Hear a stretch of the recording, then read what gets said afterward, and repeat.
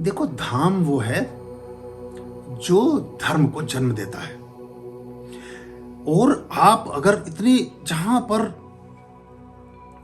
एक बाबा खड़क सिंह मार्ग पर दिल्ली में हनुमान जी का मंदिर है, प्राचीन पांडवों के समय का बना हुआ, एकाक्षी हनुमान है, बहुत सिद्ध है, बहुत अच्छा मंदिर है वो। जब हम बाबा खड़क सिंह मार्ग पर चलते हैं तो बाईं ओर पड़ता है, जाते हुए लेफ्ट हैंड पे पड़ता है। वहां एक व्यक्ति थैला लेकर बैठता है जो भीख मांगता है, और वो हाथ आगे बढ़ाया, फिर उसे लिया, फिर थैले में, फिर हाथ आगे बढ़ाया, फिर चाहे कोई 5,000 रुपये किलो की मिठाई है, चाहे कोई 50 रुपये किलो की मिठाई है, चाहे कोई 20 रुपये किलो का गुड़ है, कुछ भी लिया थैले में। मैंने उससे एक दिन कहा, मैंने कहा बात सुन, और हाथ उसका फिर भी आ गई है। मैंने कहा तेरा थैला पूरा भरा हुआ मुझे नजर आ रहा है, बिल्कुल ऊपर तक अफर रहा है, ये इसके मुंह में से सामान निकल निकल के नीचे गिर रहा है, तू, मैंने कहा इसमें से कुछ खा भी तो ले। उसे लगा अच्छा खाना भी है, मतलब उसे बस एक जैसे इंस्ट्रूमेंटल, एक रोबोटिक ढंग से बस मांगना है और रख लेना है, मांगना है और रख लेना है, बाद में ले जाकर के किसी पेड़ के नीचे उस थैले को पलट देना है। तो आप इस सवामनी को ऐसे धाम पर बांटें जहां जरूरतमंदों के चेहरों पर मुस्कुराहट आ सके। अब भगवान हनुमान जी का तो ध्वज अपनी गाड़ी पर लगाएं या किसी ऊंचे वृक्ष पर लगाएं, और उस सवामनी को गाड़ी में रख करके ऐसे निर्धन और ऐसे लोगों के बीच पहुंचे जो उसे 6-6 बार नुचकार करके खाएं, तो अच्छा है। अब कई बार हम सिद्ध धामों में, सिद्ध पीठों पर इतना प्रसादम लेकर के पहुंच जाते हैं, उस प्रसादम की बेकदरी भी होती है। मतलब वो तो ठीक है कि चलो कर तो हनुमान जी के लिए रहे हैं, अगर किसी एक विशिष्ट स्थान पर ही भगवान श्री हनुमान विराजित हैं, तो बाकी जितने स्थान हैं उनके बारे में उनका क्या करें? उस दिन उन्हें ताला लगा दें कि उनको खोले रखें? सभी जगह है वो आपके हृदय में विराजित है, वो आपके मन मस्तिष्क में विराजित है। तो आपने जैसे ही सवामनी का एक विचार बनाया, तो बहुत जरूरी नहीं है कि किसी ऐसी भीड़ भाड़ वाली जगह पर जाकर के और वहाँ पसीनों की बदबू में और धक्का मुक्की में पहले तो जो आप गुलदाने लेके गए हैं उसका आप कुछ और बना लें, और फिर वो कुछ और बने हुए को किसी और को बांटें। गुलदाने को गुलदाने की तरह रखें, हाँ पात्रों का चयन जरूर करें, लेकिन हमें जो अपने मन की अवधारणाएं हैं उनकी तृप्ति नहीं मिलती। हम कैसे कहें कि हमने फलाने वाले धाम पर ही जाकर के ये किया है? कभी करके देखिएगा ये चीज, आप जब करके देखिएगा।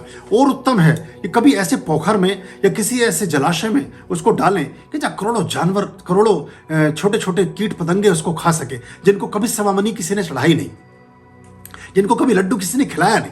तो सारी मछलियां किनारे बैठ के मुस्कुरा रही होंगे उस दिन, बोले वाह आज आया मजा, और रवि जी बहुत आनंद लो, आप मौज लो जिंदगी की। तो आपके शुक्र भी ठीक हो गया, आपका शनि भी ठीक हो गया, आपका मंगल भी ठीक हो गया, आपका सूर्य भी ठीक हो गया, आपकी बहुत सारी चीजें ठीक हो गई। तो कई बार हम इतने ट्रेडिशनल वे में काम करते हैं।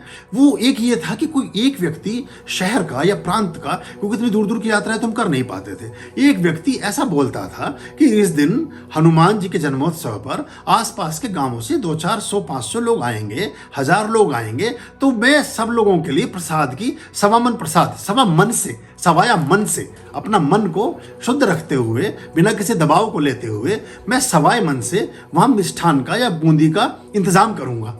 तो फिर कोई और नहीं करता था। अभी क्या है कि 50 लोग सवा मन लेकर जा रहे हैं, और वहां जो गिने जो लोग हैं उनमें ज्यादातर ऐसे हैं जिन्हें मीठे का परहेज है। तो खाएगा कौन? जो बेचारे महंत हैं मंदिरों में बैठे हुए, उनके पेट हो गए ढोल जैसे, वो सारे दिन हलवा पूरी खा खा के खुद वो अपना वो हो गए हैं। तो ये थोड़ा सा ध्यान हमें रखना चाहिए।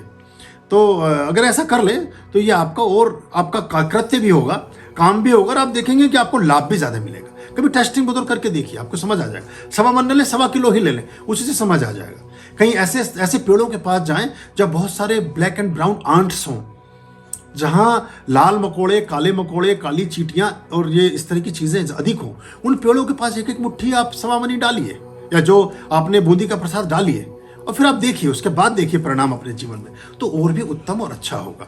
क्योंकि एक इसके पीछे उद्देश्य यह था कि अधिकाधिक जीवों को आप जिमा सकें, मैक्सिमम लोगों के मुंह आपका प्रसाद लगेगा, तो आपको अधिक लाभ और अधिक उसका पुण्य प्राप्त होता है।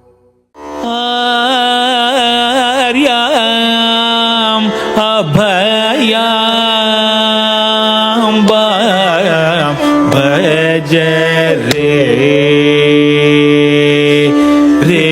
चित संततम आर्याम अभयाम जगदम्बा भज रे